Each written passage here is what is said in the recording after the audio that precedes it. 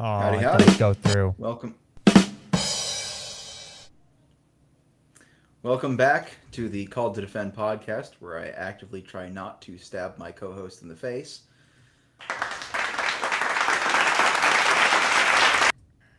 Josh for the soundboard is a dangerous, dangerous.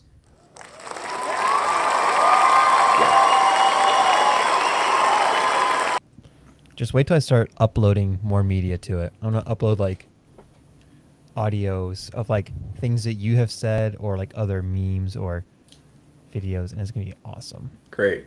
Can't wait for that to get clipped. Something I say to get clipped out totally out of context, and that should just be a recurring thing. I was gonna clip one together where you say the words "I" and "gay" and put them together as one audio. So, the subject of this stream is something that I have been kicking around for about a week and a half. Um, I think I texted you like right after last Thursday of what I wanted this to be. Something like that. Or actually, it might have been 2 weeks ago. And I think then it was like two Islamic weeks Invasion of the ago. West came up. Hey, we're live streaming. I think it was like a couple weeks ago, and then you told me again, and then you mentioned the chat in the live stream, and then you texted me about it. I think it was just a recurring idea. Yeah. So, the title of this stream is the way that it is because, and this would be the third nickel of the night, Josh, for you keeping track. A line that Michael Knowles said in a speech once. Um, he said regarding this exact subject that you stand on the shoulders of giants and pretend that you are flying. I don't think he came up with that quote. Probably. Can't say that he didn't. I don't know that he did. Um, but the idea that of that quote was the people who benefit from Western Christian values yet reject Christianity. And he didn't say it that way. He talked about people just benefiting from the West and then having, or and then rejecting the Western values that built it. But I want to take that and apply it more specifically to Christianity. And really, how this idea cropped up is I was watching an episode of Ben Shapiro's book club, which he has stopped doing, I think, in the past 2 years. So it was a while ago when it came out, but I only got around to watching it now. And it was on the Screw Tape Letters, actually. Good old C.S. Lewis. Huh? Nice. Yeah. Yeah. So good old Lewis. Um, one of his more famous works, probably one of his better works, in my opinion. And Shapiro opens his review of it. He very much liked the book, very much liked the book. But he opens his review of it talking about how he, quote, obviously does not agree with uh, C.S. Lewis on the Christianity aspect, right? And why that's so important. But then he goes on to agree with every single thing that Lewis says, right? Which it's also scary to look at what C.S. Lewis is predicting in the Screw Tape Letters and how dead accurate he was. Right? Like this is 80 years ago, and he is right on the money. Like he even Nice. somehow predicts internet pornography before there was the internet. Not really sure how he did that, but he got it right on. He was just a skilled man. He was right. Well, obviously he doesn't talk about the internet, but he's like, the ubiquity of lust and pornography will be corrupting of a generation, and that's very, very true. Right. And so Shapiro recognizes all of these things, and he recognizes the truth that C.S. Lewis is basing the Screw Tape Letters on, but then he still rejects the ultimate source of that truth, which is, of course, Christ. Right? And his reason for rejecting the Gospels, I got a kick out of, because he said the reason he couldn't accept the Gospels is that they were decades later. Right? This is an argument we've heard many times. That doesn't work for a Jew. Bruh. I mean, Moses is writing at the earliest 400 years after the events of Genesis. That's the first, probably one of the most important books of the Torah. Exactly. Right? I Brother. mean, it makes no sense on those grounds to reject Christianity. That it came a few decades later, and so, because he talks about the Lord Liar Lunatic, and he adds what I call the fourth L, which is legend, right? Where it's just the Gospels are not accurate accounts. Which, if you want to say that, all right, we can discuss that, but don't say it's because they're too late. When by that criticism we have to disregard the existence of Alexander the Great as an actual historical person, because Ye- the earliest texts we have from about him come 200 to 300 years after him. So Alexander the Great, I guess, wasn't a real person, or at Nope. least the events of his life have been greatly exaggerated. He probably didn't conquer the known world. He was probably just some small king, right? Like Pretty much, that's the equivalent. pretty much a lot of history doesn't exist then. Right. Exactly. Exactly. Especially So, biographies. pardon? Especially biographies. We just have biographies, even ancient biographies of people that were just myths. Right.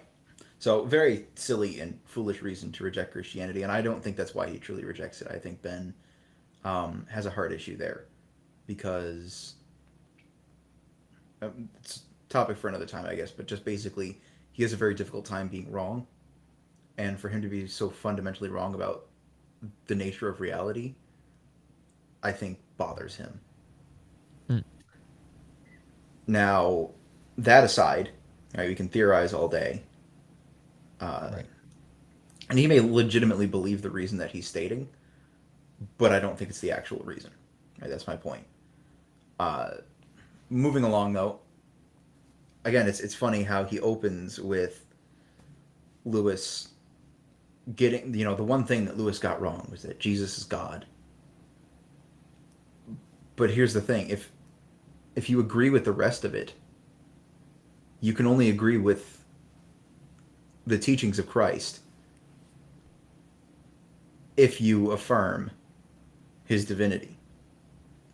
Because you can't just say that he was, as I said, Lord, right? You're rejecting that. Okay. Well, if he's a liar, then why should you affirm any of his teachings? Same thing for a lunatic, and same thing for legend, right? If the events of Christ's life are simply legendary, then why should we affirm anything in the gospel is true? And the answer might be, well, because it improves our lives. Right. So then perhaps recognizing Jesus as God will too. Right? It has to be rooted in that fundamental truth of Jesus' godhood. Now, he is not the only one guilty of this, obviously. So I watched a movie as I was falling asleep the other night. It's called Falling Down. Um, and it's a very well made movie. It's by Joel Schumacher as director. It's got, oh my goodness, what's his name? Oh, the guy who made Batman and Robin. Yeah, I know, I'm sorry. But this is actually One a of the well made worst movie. Batman movies ever. Actually, it is the worst Batman movie ever. It's not the worst Superman movie ever. That's Superman 3. Oh my gosh, that was dog water. I watched that entire thing. I was like, why? Why? What are you doing? How stupid do you have to? Oh, there's also Catwoman. Oh, all the bad movies are just coming to mind now. Sorry. You're good. So, but who's the actor? Michael Douglas does a wonderful job. I mean, truly a terrific acting performance of just this cold, wounded man, for lack of better terminology. So it's a very well made movie. There is not a single part of that movie that I find to be accurate or true to real life. Right, and it's not a movie set in like a fantasy world. For those who don't know, the basic plot of Falling Down is that there's a man sitting in traffic. This is how the movie opens. The man sitting in traffic, and he just snaps. He snaps. He loses it. Gets out of his car, which is at a dead standstill, and then goes and he busts up a convenience store, steals a baseball bat, and it just gets worse and worse from there until he's eventually shot and killed by the police. That's the climax of the movie. Spoiler alert, I guess, but the him being killed is not that much of a spoiler. It's actually So now I have frankly. the reason to watch this movie. You just kind of ruined the ending. I mean, I would honestly, and it's not really worth the watch in my opinion, I wasn't gonna watch unless it unless anyways. you really like well-made movies and you're just watching it for the purpose of saying, "Hey, it's well made," but the values behind it No, are completely off base. no, I wasn't gonna watch it anyways, but now I'm really not gonna watch it. Happy to have saved you the 2 hours then, Don't worry, I'll find another movie to waste time on. probably. So the underlying idea is that capitalism is bad. Now I want to pause for a moment and just pull something up real quick because the entire thing is uh, capitalism is bad. Okay, the movie took $25 million to make and grossed 40 million, but capitalism is bad, right? Nice. It was a fairly successful movie. Not shattering any box offices, but it's more so Hey, more yo, so we got our about. first comment. I know, I saw. Hey, buddy, and he Welcome, follows Dharma on Dom. Twitch. Hey, buddy. Good to hear from you. Appreciate it. We will Uh, respond to all comments and questions. Absolutely. Where was I? You're talking about how capitalism is bad, but at the same time, the movie benefits from Yes, capitalism. the movie was an extraordinarily successful in terms of a small indie film, which I believe, with a budget of 25 million, it was. Uh, so the ideas again, kind of in conflict with the actual function of the movie, right? Like the actual outcome of the movie, because people made a good chunk of money off of this. So sorry, I keep losing my train of thought. Yeah, Uh, that's all right. I'm just responding to this comment. no, no, no, you're good. Right. So the entire movie is based on this premise of the fallen West, right? That Western values, specifically capitalism, but broadly, generally, the Western values just don't work. You've got cops who don't believe a woman who is being abused. You have, you know, racism and sexism and homophobia, and all of this is, of course, the one character that epitomizes it is supposed to be a conservative, and he ends up being a Nazi because, of course, uh, the entire movie, it's framing this idea that capitalism just has him really down, but it undercuts its own message by firstly showing that he's always been just an angry man, just always angry. Um, and they try to show that it's capitalism that has made him angry, when really it's like, okay, but all of the people around him who are also in this system of capitalism do not behave the way that he does. Right? So it's not capitalism that made him this way. Clearly, it's something else. And as we'll get to, that something else is a lack of God. But the other thing is that the man has, in a way, lost his family. And that's really the driving force behind his anger and behind his pain, I guess.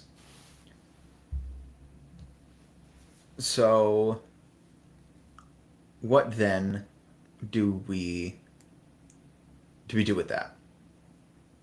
Well, we do just as I mentioned briefly, we have to recognize the lack of God. And why is God so essential to the foundational truths of the West?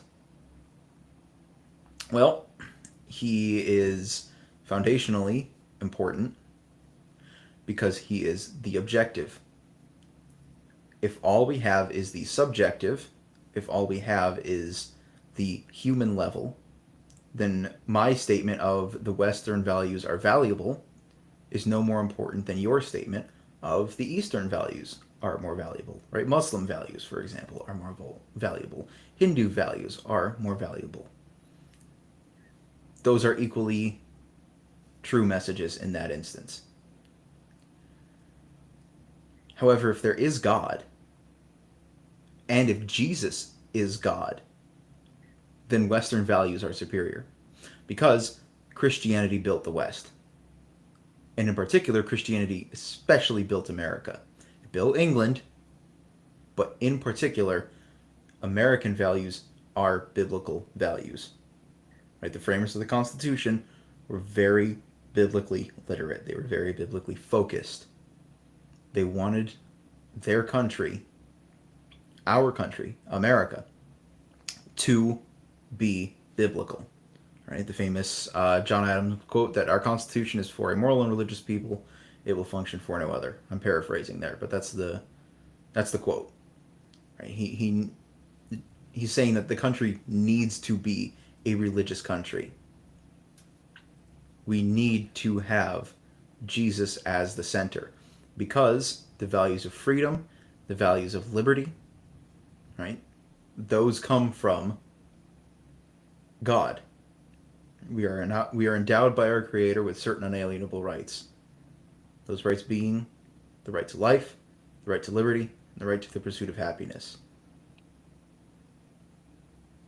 Those are biblical ideas. I mean, you can go to any myriad of passages where God talks about the sacred and sanctified nature of human life. Right? We're going to be talking about Image of God coming up pretty soon on the channel here. The shirt comes in Monday. That is essential. Right? That is the principle by which the founding fathers laid out the Declaration of Independence and the Constitution and their beliefs on how a country ought to be run. It comes from that idea of being made in God's image. Right? We see that obviously firstly in Genesis 1, but you see it again repeated in Genesis 9. Correct me if I'm wrong, Josh, it's Genesis 9:6? I'm pretty sure it's 9:6. It also uses a similar language in Genesis 5 regarding Adam. And then there's a passage, I think in Exodus. Maybe it's just Genesis. But then New Testament pulls on this language a lot. James in chapter 3, verse 9. Matthew 19. Paul in Romans 8. Colossians 1. That's all the big ones I can remember off the top of my head. Oh, I think Colossians 3 a little bit too. Titus, I believe, does as well. I think so. Because it's all the foundation of Genesis 1 and how it's described in verses 26 to 27. And then I just had this realization. It's described, not even described, it's demonstrated, which I'll explain more in the session, in Genesis 2 in a different facet. But you have it basically in Genesis 1 and 2, and then in Genesis 5, and then it gets its moral ethic applied heavily in Genesis 9. I'm pretty sure is verse 6. Mhm. I'll confirm though. Could be Sure. wrong. Yeah, Way and more than while you're likely. doing that, I guess I'll keep going. So Oh, well, I it's do. that idea. Whoever, yep, 9-6. Magic. I am Speedy Gonzalez. Yeah, I was pretty sure, but wanted to confirm. Uh, but yeah, so it's that idea that formulated the West, and in particular has formulated America, and for people to look at or to reap those benefits, right? To reap the benefits and reject what made those benefits, right? I was trying to come up with a proper analogy with you before the stream started. Um, I couldn't really think of one. uh, I said that you know, and it's actually borrowed from David Wood. Excuse me. That people want the apples but despise the apple tree. You know, you want the fruit of it, you want the benefit, you want the product, but you don't want the methods and the means by which that product comes up. Well, like, I'm thinking even about, like, I think it was about a year ago. Um, Not Hitchens. Dang it, I just had the name Dawkins. in my head. Dawkins, thank you. Like, he was going on about this whole idea about how he thinks he's culturally Christian, Hmm. of which in my head I'm thinking, I know what you mean, but that's not really Right. possible to assign the term Christian to you if you don't have that religious connection to it. Hmm. But it's very much like that you were talking about, where they're trying to appropriate the benefits of Christianity without accepting the truth of Christianity. Hmm. Frank Turek in his book "Stealing from God" is more of a book regarding um, like the question of morality and some things of science and stuff. But it plays into this as well, that they want to use the language of theism, Christianity specifically, and other things, and they're sort of appropriating this language, but they're trying to use it as a way to remove God and Jesus from the picture while also trying to keep all the benefits. But the issue is that you can't separate the two when clearly the religious connection is what brought about these benefits, which plays into the David Wood quote that you're referring to, where you can't separate that. Like, you can't get the fruit without there being a tree, unless I mean, at least not the real thing. You're getting like a Right. modification, if anything, and it's not truly the real thing. It's just a fake apple. It's not the real Right. But apple. I would argue even then you can't even get a fake apple. You Well, know. yeah, no, like a fake apple still is like it like it is pale in comparisons to the actual thing, and one can't satisfy like the actual thing. But even then, you can't really get it to begin with because you're removing the central Sure. components, the essential ingredient, which is Jesus. Right. Right. Exactly right. You know, and even if you were to create the plastic apple, yeah, the plastic apple might look nice, but if you're starving to death, plastic apple's not going to do you any good. You No, know. you might have some digestion problems. That'll be fun. Right. It's ultimately it's not going to do anything for you. No, it's gonna make your life suck. Exactly. And so yeah, I had that video a little bit in mind. And actually, D Wood used, I didn't even think about it, but D Wood used the passage that I wanted to look at today in his response to Dawkins. But we'll get there. That's for later. That's a special tool that we'll use for later. Epic. Uh, and so I want to keep on this point though of why it's so important for the West to continue in its Western values and continue in the beliefs that Jesus is God, and thus we should listen to him. That is important because we currently, in the West broadly, face a challenge to everything that we believe in. Pardon me. That was aggressive to my ears. I apologize. No, I you're good. apologize to anyone wearing headphones. That had to be unpleasant. But the Only for those with reason deaf, dying ears. the reason I say that is we see resistance to justice, right? Where there was a man who butchered a 6-year-old boy, then assaulted 2 of his siblings and his father before the father was able to overpower and restrain him. That man was just released from prison.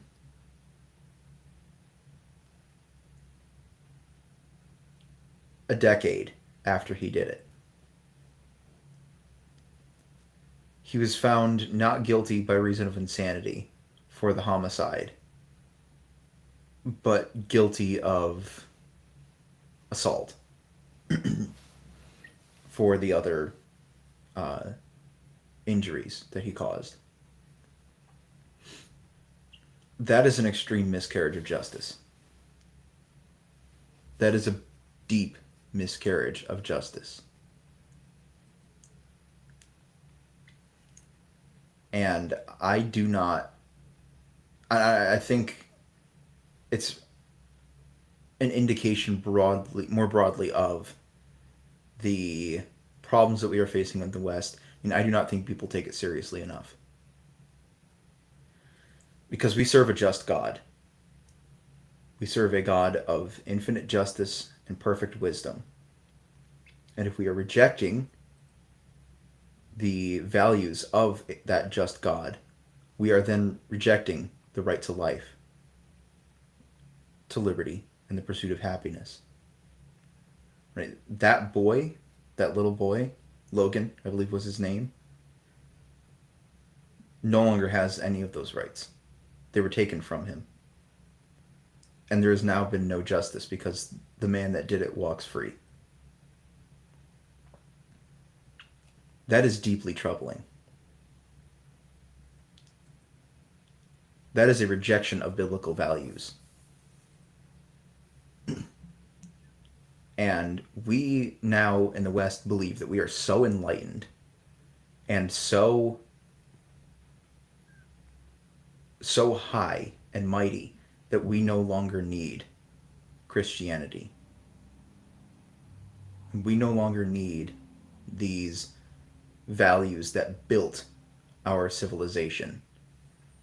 And that to me is a very, very scary prospect. Because we now are going to lose the West. I kind of talked about it last time, a little bit, last Thursday, I should say, where talked about the mass influx of Muslims and the values that they bring with them. Right, where you're seeing states having to pass laws against Sharia law now because there's just such an influx of people with Muslim values.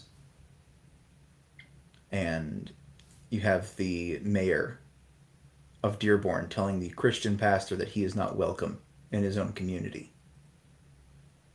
Right? Say what you will about Christianity. How many Christians do you see telling people they're not welcome in their cities? Right? That's not something we do in the West. Generally, right? I mean, you could come up with like somebody like Westboro Baptist Church, right? Which every church looks at and goes, no, they're not with us. Like that's not who we are. That's not what we do.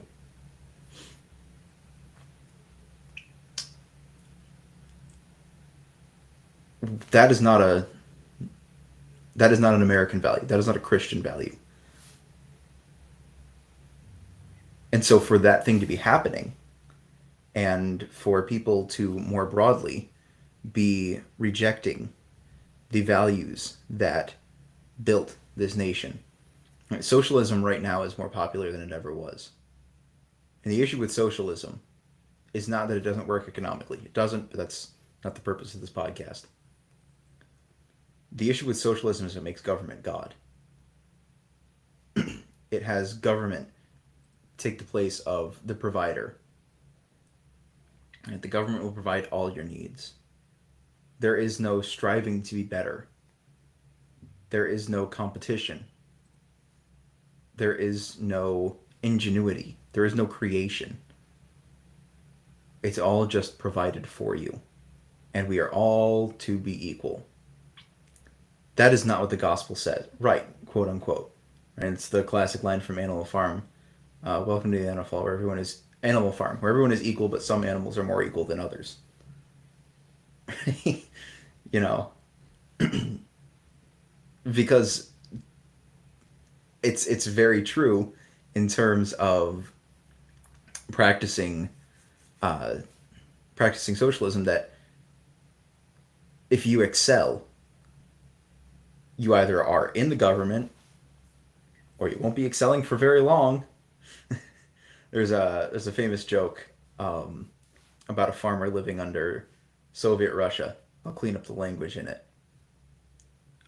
He said, I have gotten along very well with my neighbor. You know, we've always shared everything that we had. We had difficult times, but we got through it together. But one day, my cow died. And I went to my neighbor and I said, boy, you know, it's too bad, my cow just died. And he goes, oh yeah, that's terrible, it's terrible. So, you know what I did next? And the other person says, what? He says, well, I went and killed his cow. You know, it's rather than, nice pants, rather than elevate and be creative and have ingenuity, you ensure that everything is, quote, as you put, quote unquote, equal. You bring people down. You denigrate them. That way they must be reliant on the government. They must be reliant on the provision provided therein. And thus, the government gets to take the place of God. Right? That is, you can go and read Marx. That is pretty much verbatim the reason why religion cannot be allowed in a Marxist society. Because God is naturally freeing. God is naturally liberating. And that in particular is something that really gets me. Yes. And Josh, you're a little more qualified to speak on this than I am, I would say. Pardon me, sorry.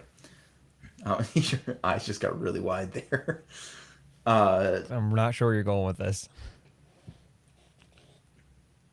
In Jewish law, there are ideas of freedom. Oh yeah. But there is not the letter of Paul to Philemon. Right, where it's not, it's that you can't even own slaves as a Christian. Right? There is freedom in the Jewish law, but there is not the idea that whom the Son sets free is free indeed. There is not the idea of freedom from sin. In Jewish law, you are culpable for your sin. You are bound by it. It is the Christian idea that's true freedom. And that provides... Josh, you're giving me a concerned look. That provides... No, I'm just thinking. I'm processing. Provides true, actual, legitimate liberty. That's why America, to this day, because it is built purely on the Christian foundation, remains the freest country in the world. There is no other country like it. And those are values that we have to protect. We have to protect in the West the ideas of Christianity that have set us free. The ideas that you can say what you'd like. You'll be held accountable for it, but you can say it. Right? And you're held accountable not by an overbearing state or by some legislative body, but rather that you are held accountable through the body politic, I mean that in the classical sense, right? And the general populace, the public, holds you accountable, right? In the sense that, if I say something horrific and racist and whatever is, people can choose not to interact with me. Doesn't mean I'll face legal consequences for it, and nor should I. But people can choose to enforce consequences through lack of interaction with me. Forgive me if I'm wrong here, Josh, but to me, in my mind, that is not a Jewish idea. That is a Christian idea. Correct me if I'm wrong. Um, well, I think you have the right, on one hand, idea in mind. I would like, I want to phrase this. You're Perhaps right I'm phrasing in. it poorly. I think a better way to phrase it, or maybe just to make sure we get the right framework in mind, is that it is the same God for the Jewish and Christian. We obviously know that, and so it is. He allows certain things to take place during the Old Testament for the Jewish people, but even then, that is very culturally freeing in comparison. Mm-hmm. And there's even laws that if you were enslaved, that you must be set free by a certain point, because most of the reason you might be enslaved is due to Yeah. financial reasons.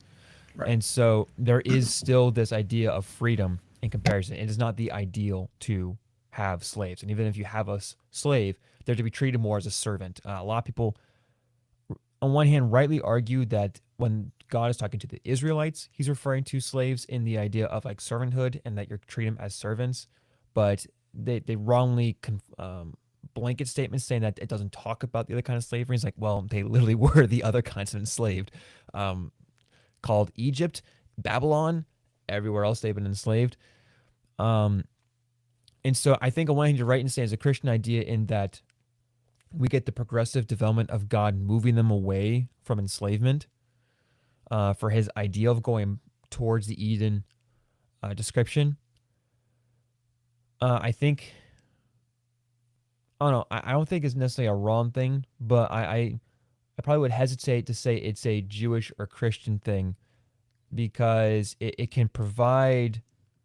I mean, this might be it might be me unintentionally being slippery slope, but it could leave the door open that there's two different gods, and we need to recognize that it's the I am same not a God for both. Marcionite. Yeah, and I know you're not arguing that, but that probably my only hesitation with that phrasing, in that Sure. the fulfillment of Judaism and Christianity, as we understand, as you and I've talked before, that Christianity is supposed to be like the fulfillment and the continuation of true Judaism, and so in some sense, it is that is freedom, because even in the Jewish desire, they're longing for to go back to Eden. Hence why a lot of the prophets are talking about this Sure. idea of all people being equal. You're right. In the Sure. Torah, we have God accommodating and allowing enslavement, and then in Jesus with Philemon, he says don't have slaves and stuff like that. So, I think that's my only probably comment, is not like me saying, hey, you're wrong. It's me more saying maybe wording Right. we would Right. probably want to be wary of. Right. And I guess what I'm trying to say there is the Jewish yearning for Eden is fulfilled through Christianity. Oh yes, of course, of course. Yeah. Right. So that's kind of, perhaps I phrased it poorly. That's kind of the freedom I'm looking at. Right. Yeah, Is no, I knew that what you meant. I was just thinking to clarify that, because I think you and I have had these kind of discussions a lot, outside the camera microphone. So just kind of providing that backdrop for those who have not been sat in on those conversations between you and I, because I think you and I can say that very quickly and we understand what each other means. But I think that was really my only hesitation, because they haven't sat in on that conversation with us. sure?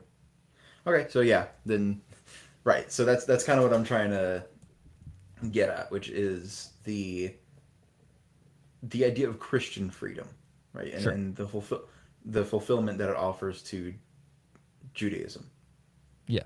right? And why that comes up again is this kind of kicked off with me listening to Shapiro talk about all the things in Christianity that he likes, but then uh, rejects Christianity itself. Because it was written decades later. because it was written decades later. Yeah, no, but for whatever reason he rejected it, right? It would be disingenuous for him to continue to benefit from this system, and yet we reject the roots of it. Right? He wouldn't do that necessarily with any other idea. Right? He benefits from American values. He does not reject the American system. Now, some I people wonder if do. he would find a way to argue is more of a theistic than a Christian country in order to maybe get around that. I don't listen I as much don't. as you have. I wonder if he would try to make that kind of case. No, no. He has acknowledged in the past that this is a Christian country, Okay. and he encourages people actually to go to church, right? Because in his specific belief, which is also a little bit contradictory and wrong, um, he believes that Christians can go to heaven because they are drawing close to God. And it's like, well, hold up there, Buster. We worship Jesus as God. Therefore, we are breaking, according to your philosophy, all of the Ten Commandments. According to post first century Christian Judaism. Right, right. So it's not a coherent position, but I think he just knows too many Christians personally to actually stick to the Jewish mindset there. And so I think he kind of blends a few aspects, a little bit like universalism. Well, I think what's Um, interesting is it seems to me that there are several people in, unfortunately, within some aspects of Christianity too, and even then we could debate over whether they are Christian or not. But there seems to be like many people who are trying to make room for other religions in religions that clearly say there cannot be room. right. And then your most, I want to, most faithful Christians, I careful how I use faithful there, Sure. recognize that there is only one way. I would say And then you, most Orthodox Christians, there you lowercase go, o, thank you. Most Orthodox Christians would recognize that there is only one way, and they stand by that. And so they'll tell their lowercase friends, o. "Look, I love you, but you're not Right. on the path to being in the kingdom of God. And Sure. that all my love for you, I want you there." Whereas other people, they're like, in their efforts to show love towards someone, they are now affirming things like, "Look, we as Christians believe that Ben Shapiro is wrong about his belief that he is cutting off the fulfillment of everything that it is in of what Christianity is." My brain just died for a second, but um, you still have the issue of the fact that if you were rejecting this due to your philosophy or whatever, or your religion, Hmm. then it doesn't have room for that. I mean, like as we talked about in Right. Islam, it is clear in the Hadith, in strong Hadiths, that Christians and Jews will bear the sins of those Yes, Sahih for the Muslim. Muslims. But there are some Muslims who will try to like I've seen where they try to argue around it, saying, "Well, no, because you're drawing close to God," and it's like, well, okay, you're going against the Hadith, and you're going against a little bit of the Quran, and you're doing this whole Right. circle thing. No, not just a little bit against the Quran, right? I mean, Surah, is it An-Nisa, I think? 4? Surah Maybe. 4? Um, whatever the Arabic is there. I think it's Surah An-Nisa, which is the fourth surah. Um, I know it's Surah 4, 157. Talks about the fact that Jesus was not crucified. Well, if that's true, which obviously it's not, but if that's true, then Christianity entirely is built upon shirk and a lie. So, And not only that, but the Quran states that you people of the book, people of the Injil and Torah, follow that, which means it's yeah, Surah affirming us to 5. commit shirk. Exactly. Exactly. Right. And Surah 5, Surah Al-Mat. Oh my goodness. That's going to bother me. Hang on. Uh, but it's the third to last surah revealed. And that's what it says, right? Surah 5, 60 Ma'idah. Excuse me. Surah Al-Ma'idah. Uh, ayat 65 through 68. Right? Surah Al-Ma'idah is the third to last surah revealed. And it tells us to judge by the gospel, the Torah, and the Injil. Yep. So, But even you, like in the comment that we see on Twitch right now, for those on YouTube who can't see the comment, um, the question of Pope Francis. Yeah, Pope Francis has made a statement about how those who draw close to God. I think he was even talking about Muslims, he wasn't was. he? He was. And how they will be saved. It's like Which it's sparked the which sparked the controversy over the Vatican II statement, Nostra Aetate, excuse me, which is which states openly that it is a Catholic, it is a teaching of the Catholic Church, an official position of the Catholic Church, that Muslims and Christians worship the same God. No, we do not. Not even close. There is not a single similarity between them. they're trying to I mean, argue obviously, similarity with. there are some, like, right, like both are creators, Well, but yeah, like we're but both in terms of theists. actual theological, concrete ideas, they are not even close to the same God. Yeah, like for instance, we hold Trinitarianism, even though they'll argue for tritheism and can't seem to argue it without strawmanning it. I just got into a Because debate that with is another a Muslim. straw man. The entire thing that I got into a debate with someone, the entire time he kept making straw man. I was like, dude, you're not steel man my position, and then he couldn't do it. I was like, so you can't do it. But like, you know, I've talked about this several times, but like they're Unitarian in aspect. There's only one being in person, and we're three persons, one being. Well, here's the problem with their one being one person. He is dependent on creation for certain attributive qualities, such as love. He can know love, but he cannot do love. Therefore, he cannot be loving unless he has creation. He is dependent on creation. He is a dependent God. Whereas the Trinitarian God is not dependent on another on creation to love. He just loves within the three persons. It's He's not dependent. Everything he needs, quote unquote, is fulfilled within the Godhead that exists. Um, Yeah. of which, yeah, that debate it started off interesting, and then I just saw he kept making the same conflation, and then kept changing my vocabulary. I was like, no, that's not what I said at Yeah. all. And then he kept asserting that submission equals lower value and therefore not equal. And I was like, that's not how that works. And No, I said, not at all. I'll use an example. I conceded that it was an analogy, therefore it falls apart. And I said, if a wife submits to her husband, is she less human than him? No. In Islam, yes. Well, okay, fair enough. But then it was like, but less of a and then but even he said no, like he avoided that. So he denies what Islam teaches, Yeah. and then I said, okay, let's just play logical again, because then he was trying to argue against like the idea of the son being eternally begotten and how that means that he must be lesser. I was like, okay, again, analogy, but we're just going to use the language we're begetting right now. If I'm born from my parents, am I less of a human being than they are, genetically speaking? And he was like, no. I was like, so we're not talking Yeah. about value here. You're conflating role and value, or equivocating them as if they are the same thing. They are not. And then he was trying to argue that will was a thing of being, and then he used the word personal. And I was like, okay, so you just conceded that will depends on person over being. Yeah. So there being three persons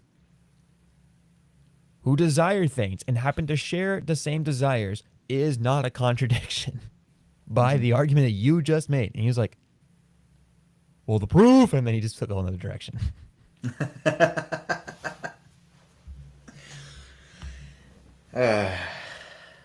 So Sorry, I got really off. I mean, it ties into the No, no, topic we're no, you're talking good. about. It does, right? Because it's still that benefiting from Western values while still rejecting it, right? The We'll fact even that, talk. Let's tie sorry, go in ahead. your previous stream. If we move away from Western values in terms of the Christian foundation and we go towards the Islamic foundation, we're going to be in a whole different structure of even just politics and life, um, and law. Like if we went that direction, it would be drastically different because they allow things like jihad and all those other things that are, very problematic and violent toward human beings. Whereas the Christian value is that all people are in the image of God. All people are equally valuable, and that Mhm. all people should need salvation and should not be enslaved. And that is one of the foundational things of our Constitution and our laws, even though they kind of want to change some of it, even though, but while also claiming they're not, but are. Um, just be honest. Don't lie. If you're gonna lie to me, lie better. That's what I tell my students. If you're gonna lie to me, at least be good at it. Yeah. No, they just lie terribly every time. And I look at my students, I'm like, so that sucked. You want to try again? A little more convincing this time? Yeah. Well, that's pretty much what I had was Well, you had a verse that you wanted to look at that people oh, would. yes, thank you so much. Yes, yes, yes. Um, yeah, so I wanted to, that's right. I wanted to look at a little bit of scripture as it literally is sitting on the other tab I have on my computer. So, Share away, um bud. it's just Luke 13 verses 18 and 19. I don't know if you can see that or not. Yeah, I can see it. All right. You want to Battle read it for me? Gateway. Uh, oh, it's so small on my screen. Hang on. That help? Oh yeah, I'm not sure why I made it so small on my screen. Hopefully, it's not for the rest of the people live. Let's see here. He said, "Therefore, what is the kingdom of God like, and what can I compare it to? It's like a mustard seed that a man took and sowed in his garden. It grew, and became a tree, and the birds of the sky nested in its branch." So,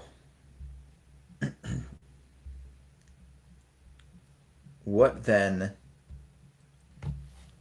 do we make of that? I think we make of that Jesus predicted the exact moment we're in. Right, where the birds come and nest in the branches of this mustard tree. Right, the mustard tree, the kingdom of God is the mustard tree. The birds are not the kingdom of God. They come and they nestle in the kingdom of God. And now they can make their nests there, right, which is the equivalent of coming in and becoming believers. Or they can simply take shelter there and then move on. It is our job then, as part of the mustard tree, to offer them branches suitable for nests. By that I mean go out and share the gospel, right? The birds that come in are your Ben Shapiro's, are your, Joel Schumachers, as much as Josh despises his films in the Batman universe. Robin. Batman and Robin is PTSD on its own. It is up to us to take these people who are benefiting from the Western values and to take them lovingly into the mustard tree and share the gospel with them and convert them not only from the values but into Christianity. To go up to people who do think like you, who have been raised in the West, and say, these values are only true if you hold to the source. Christianity is not some outdated idea.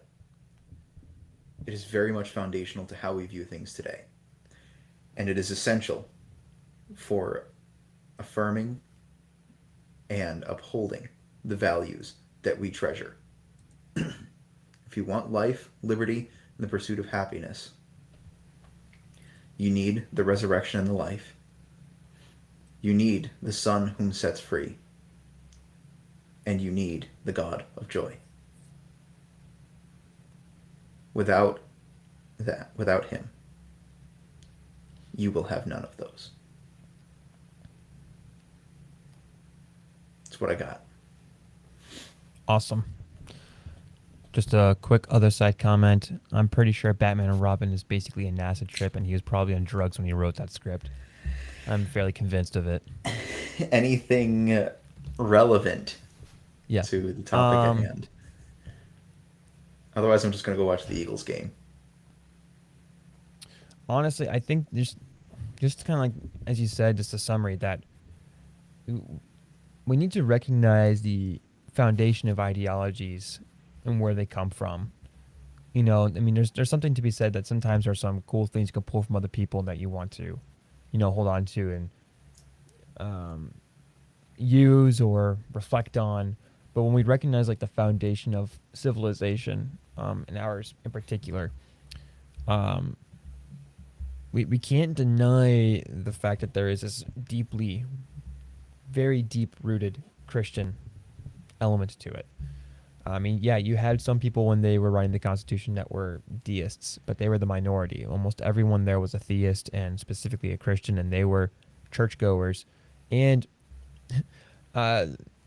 even then, like when they talked about the idea of separation of church and state, they weren't talking about the way that we talk about it. Our country is very passionate about trying to separate so much of its actual foundation while holding on to its foundation, which isn't really possible. You have to like recognize what it actually is. But like separation of church and state, it wasn't about the idea that church had no place in politics. It was that the politics had no place in taking over the church. They were trying to Right. avoid the whole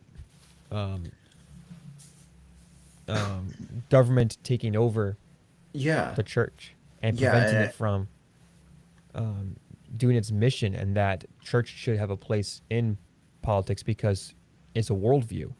In order to do politics, you have to have a foundational worldview. right. And it's funny you bring that up. People always talk about, church and state like it's written in the Constitution. It's not. It's not. It's not there. The phrase itself comes from a personal letter of, I believe it was Thomas Jefferson. Yes, Or it might have been James Madison. I'm not sure who it was. I'm pretty sure it was Jefferson. And even then, he articulates in there about how it's supposed to be this protection for the Right. church. And initially, it's funny, in America, initially, you had to have a statement of faith in order Yeah. to serve in the government. Yeah, because again, like we're trying to act like politics is its own worldview, but in order to engage in politics, you already have to have a worldview. Well, religion is a worldview, and Christianity is a worldview. So therefore, it presupposes that you have a religion or that you have something of a foundation. It's not the other way around. You can't do politics without worldviews because laws are bound. Our human laws are built off of the worldview, Right. like how we handle things in law. Sure, there's the objective laws that and moral laws are over humanity that we have no real say in like whether or not they're true or not because they just are. They transcend us. Yeah. But like how we carry that out into other fields. Okay, so it's wrong to murder someone. It's wrong to bring physical harm to someone. Okay, so we develop other laws to help prohibit that kind of thing, where you can't just like come close to it. It's like no, like if you do anything within this field, you have broken the law. But that requires a worldview that says this is wrong. And now what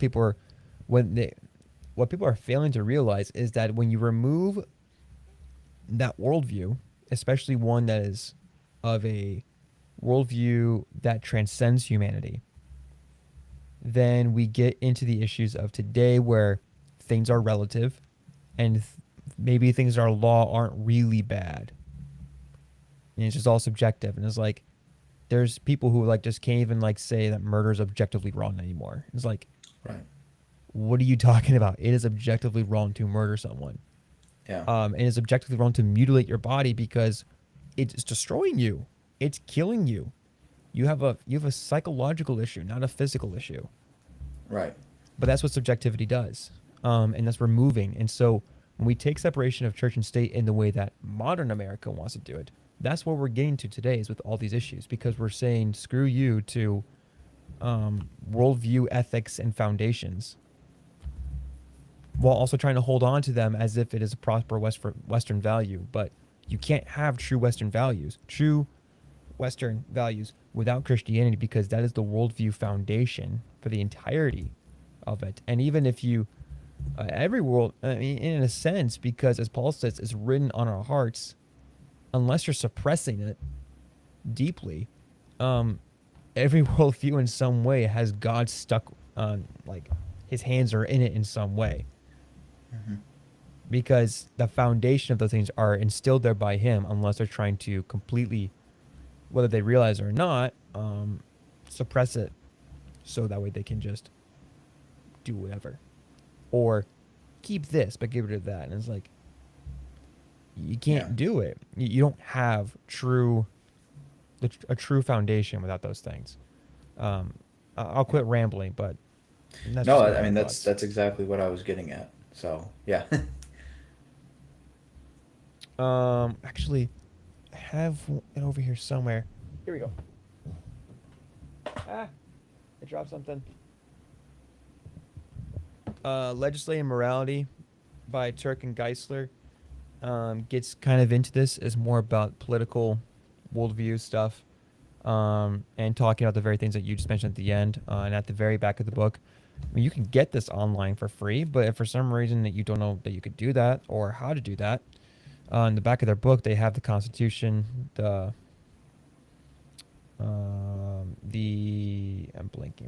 just blanking. Wow, brain shut down. Declaration of Independence. Wow, how can I blank on that? Now I feel like an idiot now. Come on, man. It was You like look every other thing was, unprofessional. every other word came to mind but declaration. I was like, what is the word? What is the word? Like that was like the one word I couldn't think of was declaration. I was like independence. What is it? What is it of? Uh-huh. In the appendices, you have three sections: Declaration of Independence, the Constitution, and then they provide some transcultural examples of the common moral law. So some of them that are shared amongst and how you can see how they're objective. But they make it's a pretty accessible case regarding legislative morality, especially with the worldview of Christianity. If you want to check that out, I have probably one of the old editions. I don't know if they really updated it, but I have an old cover. Man, I'm embarrassed. I couldn't remember the word declaration. I was struggling. I was like, something of independence, something of independence. What is it? What is it? What is it? That's a little Brain is sad. dead. Brain is gone.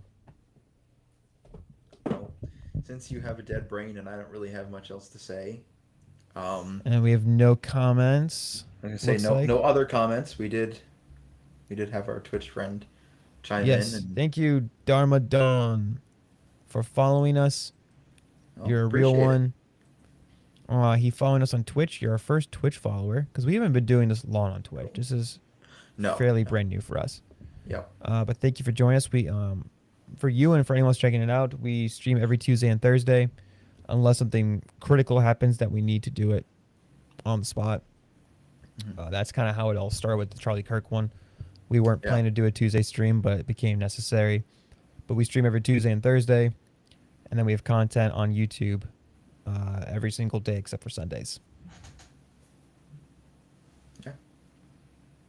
Because we want All you right. to go outside, touch grass, spend time with your family, and most I importantly, still spend love time that with you the said Lord. that in the, which one was it? Your myths video. Oh. And then I think it was Caleb Reese actually commented like, go touch grass. Because I was like, that is that is a comment of comments I've heard. Of all the ones I've heard, that is one of them.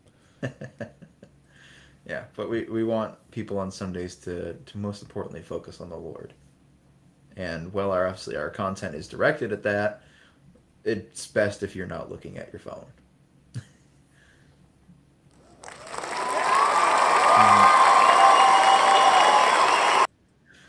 On You're that welcome. wonderful, joyous note, Thank Like you and all so very much for watching. Please do exactly as Josh put on the screen, and feel free to leave a comment. You know, we would love ideas for streams that you guys would be interested in. It's not just things that have been kicking around our brains because, let's face it, only about one thought passes through there every other day, and those are in the good times. So please give us ideas. Let us know what has been on your heart and what we can be praying for. Certainly would be a great comment to leave. We read every comment. We engage also with a lot of it. doesn't have to be just serious ones. If you have like a hey, you should do a reaction stuff. Send us what you want us to react to, and we can talk about. Or if you want us to do a chill time, maybe Caleb and I can find a little stupid game to play or thing to joke about. It can be. We want to have some chill time for us all to kind of like settle in with some of the hard stuff, and then even like, hey, could you talk about? We talk a lot about Islam already, but like, hey, could you talk about Islam today? And like this thing, like, yeah, sure. And maybe we'll react to some stuff, or maybe we'll do something, or like, hey, can you talk about this law that just got passed? I'm like, sure, let us study it first. But yeah, all to say that almost anything's on the table. I say almost. We still reserve the right to say no. But Yes, we feel free reserve to the right just, to refuse service to anyone. but please feel free to let us know kind of things you want to see, chill stuff, deep stuff, anything in between. And then we'll chat about it, or we'll do it, and we'll have some fun. Maybe I'll have a burrito again. Ooh, I want a burrito now. All right, I need to We're get very going. My professional. Eagles are currently losing to the Giants, You're losing to a 13 fake to New York 10. team? Are you serious right now? Hang on. We are second and goal on the one. And if you follow football at all, you know exactly what happens when Philadelphia reaches the 1 yard line. Maybe you should just live stream your thoughts about the game for us tonight and just leave this on and you just rant about the Dude, game. no, no, no. We don't. We don't need that kind of hostility on this channel. Go do it on your own personal YouTube account and just make a whole. You should go on your personal account. What is it, Closet Evangelism? And then make a channel Touchdown and then you Eagles. live stream every Eagles game and it's you just yelling at the TV. I Yeah. guarantee you, No. you will get plenty of followers. Well, probably, but I actually don't have a TV that I can watch football on unless I want to buy it through YouTube, and I don't want to buy it through YouTube. Or you So just watch. normally, what I'll do is I'll have this is a free shout out. I'll have the Thomas Mott show on, and he commentates over the games. So, Nice. but I just looked it up now. We were second and goal in the one. We just scored a touchdown. So we are currently extra point pending, leading the Giants 16-13. From what I can see, we gave up a long touchdown, which is why To a the game fake New is even York close team. right now. Listen, all right, Fake New things York. happen. They're in Jersey. Things happen. I don't care. It's the Giants. It It's says the guy better. who almost lost to the Jets. That is worse. I will admit that. I was gonna say the Jets are 0-5. The Giants are 2-3. Don't even at me right now. Hey, we still won at least. Look, This is look, true. look, look. The Steelers have this bad habit where they will always play at the level of the team they play. Philly's the same way. I can't even hate on you. Philly is the exact same way. And it's frustrating. So if the team sucks, Oh they're going yeah. to play terribly. If the team's great, they're going to play phenomenally. But they will never just play a good game just because they're a good team. Yeah. At least not anymore. Well, now that we're talking about football, we can do that off stream and not take up any more of these people's times. Look, I think right Unless now they want us to talk about it's the football. two people here, and I don't see any comments objecting. Yeah. Well, I don't know. Caleb's Philadelphia. objecting. I don't know. Philadelphia is concerning me. I'm most concerned by the fact that I currently do not see an extra point coming up. Hello? Hello? Dude, we should just stream on Super Bowl. Oh, that's a Well, I Sunday, mean, isn't it? it is a Sunday, and also I usually Uh, do a Super Bowl party. So, Well, I should take that back. I've done it the 2 years in the last three that the Eagles went to the Super Bowl. So I meant like we should do a call to event party stream, and then I realized it's a Sunday. We don't do content on Sundays. yeah, no, that's more important to go and spend time with the Lord and family. So then, therefore, don't go watch the Super Bowl. Plus, plus, people don't need to see me in that state. I just will always remember the time that I think you were busy that night, probably with your family, or at church, another Super Bowl party or something. But some of the guys came over when we were in high school, and it was when Trump was also running for presidency. So then Andrew just yelled, Wonderful. "Build a wall!" because we're trying to prevent the Patriots from scoring. That was the Patriots Rams game, wasn't it? I was It there was for either that. Patriots, Rams. I feel like there was a Falcons didn't play one of those years, right? Yes, so it went Patriots, Falcons, Patriots, Eagles, Patriots, Rams, I feel like it was the right in a Falcons row. game. Oh, that was a terrible Super Bowl. I mean, it was a. I should say it was a great game, but 28-3 gives me PTSD, and I'm not even a Falcons fan. Like No, I'm pretty that sure it was is the Falcons game, which is why generational it was funny. trauma. No, I'm still mad about last year. We're like I mean, let's Oh, go with this. dude. I'm an Eagles fan. I'm not like an Eagles fan like you. Like they're my number one team, but I like the Eagles, so I'll root for them when their game is on. And I like following them. Go But it Birds. irritated me how it was like they were this close to having the first shutout game ever, and then decided to not do it because they decided to put in their B team to play the rest of the game, and they gave up a point. It was like, come on, we could have had a Well, record yes, here. but in fairness, the Chiefs did score six on the actual defense before we put in the backups. Oh, Um, gay. but I mean, in fairness, let's say Quinion Mitchell tears his ACL in the Super Bowl because we wanted to have a shutout.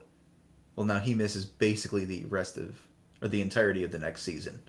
That's not worth it to me. I I think just we wanted sent. to see the first shutout ever on the Swifties specifically, I and know, it I didn't know. happen because they pansied it out. It's the same reason we didn't get Saquon the all-time rushing record, right? We rested him on week 18 because the Pansies.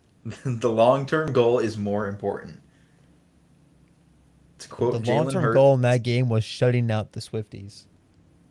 no, that's your goal. Our goal is to win a Super Bowl. You were already winning. Just have the next goal be shut them out. It was already winning. There was no reason to like. You could have like adapted the goal. We were all. It was already there in sight. They weren't gonna come back. I until that clock hit quadruple zeros, I was not counting Patrick Mahomes out. Many people have made that mistake before. That game I did because he had a terrible game. Oh, it was well, he had no time whatsoever. And he was just dying. The Eagles did not blitz a single time and got 6 sacks. Like Yeah. No, like, and then his he was his running for his offensive life. line did not help him at all. His No, offense no. failed him so much. But I mean, I always get a kick of people, and then we should probably get going. But I do get a kick out of the people that are like, "That was an awful Super Bowl," and I'm like, "Y'all, we beat the Chiefs. Just be happy." Like, Oh just no, I'm happy that the Chiefs lost and no, the no, no. Eagles. I know. I'm not saying I'm you, but happy with like, that. My frustration is that we that could have been the first shutout ever, and they chickened out on it. again, I'd rather have healthy players than a shutout. You were already winning, and they were already Exactly. healthy. So then we don't need to risk our players.